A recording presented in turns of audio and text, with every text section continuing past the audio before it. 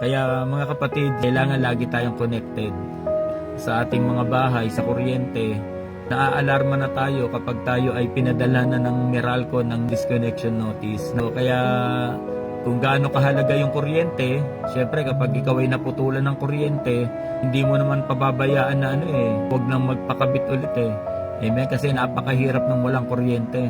Kaya pag dumarating yung disconnection notice ng Meralco, talagang gagawan mo ng paraan para hindi ka maputulan. So dapat ganun din tayo spiritually. Dapat spiritually naaalarma din tayo na kapag tayo ay na-disconnect sa Lord, na kahit anong pray mo hindi natutugon ng Panginoon, maalarma po tayo na every time na tayo lumalayo sa Panginoon, nadi-disconnect yung ating relationship sa Lord. Paanong ginagawa natin ng paraan na tayo ay makabitan ulit ng kuryente, pinapangutang mo, pinaglo-loan mo, makabayad ka lang ng kuryente. Pag ganun din tayo, kailangan ganun din yung mindset at thinking natin as a Christian. Napakahirap mahiwalay sa Panginoon.